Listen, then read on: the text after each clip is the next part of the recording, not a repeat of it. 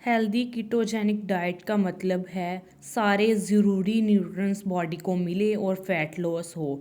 Healthy ketogenic diet कैसे शुरू करें? कीटो का लफ्ज़ कीटोसिस से निकला है। कीटोसिस में बॉडी फैट बर्न करती है और फैट सेल्स छोटे छोटे ऑर्गेनिक कंपाउंड कीटोसिस में कन्वर्ट हो जाते हैं, जिससे body as a fuel source इस्तेमाल करती है।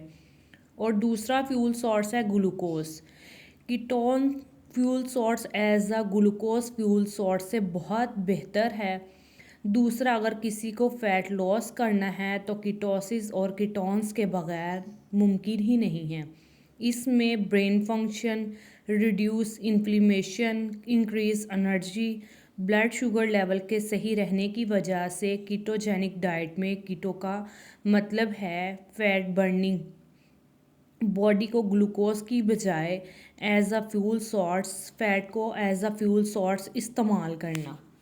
हेल्दी कीटो में ऐसी क्वालिटी चीज़ें खाई जाएं जिससे न्यूट्रिशन भी मिले और फैट लॉस भी हो। Ketogenic diet, intermittent fasting ketogenic diet की तरह कोई डाइट प्लान नहीं है। ये ईटिंग ऑफ पैटर्न है जिसमें कुछ खास हिस्से में खाना खाया जाता है और कुछ हिस्से में नहीं खाया जाता। फास्टिंग में कौन से लिक्विड अलाउ हैं और फास्टिंग कैसे करें, इसके बारे में मैं पहले वीडियो बना चुकी हूँ। आप 2 बार खाना खाएं या 3 बार, लेकिन स्नैकिंग अलाउ नहीं है। 2 खाने के दरमियान कोई चीज़ खाना अलाउ नहीं है। प्रॉपर खाना खा सकते हैं। जब भी खाना खाते हैं तो इंसुलिन बढ़ती है और इंसुलिन की बढ़ने की वजह से फैट लॉस नहीं होता। बॉडी कीटोसिस में नहीं जाती, कीटोस बन नहीं सकते क्योंकि रेगुलर फूड बॉडी में जा रहा है, ग्लूकोज बन रहा है, बॉडी ग्लूकोज को एज अ फ्यूल सोर्स इस्तेमाल कर रही है। बढ़ी हुई इंसुलिन बॉडी के लिए डेंजरस है। इंटरमिटेंट फास्टिंग और कीटो डाइट के ज़रिए बढ़ी हुई इंसुलिन को कम करना है, इंसुलिन को स्पाइक से रोकना है। बहुत से लोगों में इंसुलिन बढ़ी हुई है क्योंकि इंसुलिन का टेस्ट ही नहीं करवाया जाता। सिर्फ फोकस ब्लड ग्लूकोज लेवल को चेक किया जाता है।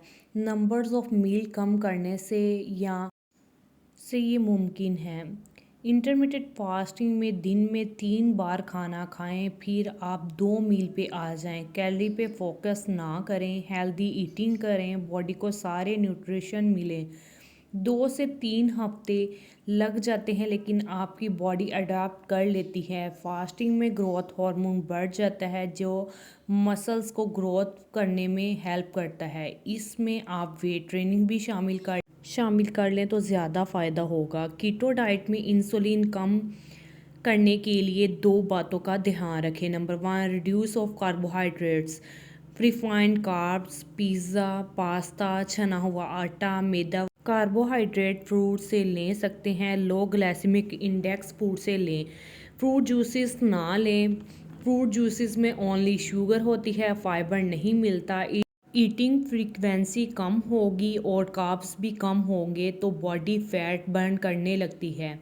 ऑटोफेजी होती है, न्यू सेल्स बनते हैं जो फैट को एज अ फ्यूल सोर्स इस्तेमाल करने लगते हैं, ना कि शुगर को। पहले आप बहुत से कार्ब्स ले रहे होते हैं, इंसुलिन इसको फैट में कन्वर्ट करती है। बॉडी में जो फैट होता है वो ज़्यादा कार्बोहाइड्रेट्स खाने से होता है। इससे बॉडी का मेटाबॉलिज्म ख़राब होता है और आप बैड मेटाबॉलिज्म में फ़ैट लॉस नहीं कर सकते।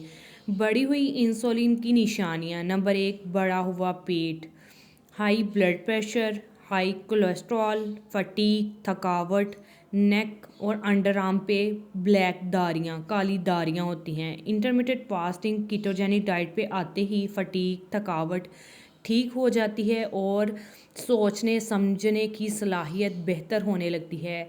Lake of focus, poor memories, moodiness, depress, bad temper, गुस्सा आना, क्योंकि ब्लड शुगर लेवल हाई रहते हैं, आपको हर वक्त भूख लगती रहती है, रोटी राइस खाए बगैर गुजारा नहीं होता। या ये वजह है इंटरमिटेंट फास्टिंग लॉन्ग टर्म्स में सक्सेस। वेट लॉस कहता है भी वक्त की भूख को कम करता है। अपने खाने को आप इस तरह से डिज़ाइन कर सकते हैं, हाफ प्लेट में सैलड, क्वार्टर प्लेट में प्रोटीन, बाकी क्वार्टर प्लेट में आप में फ़ैट हो।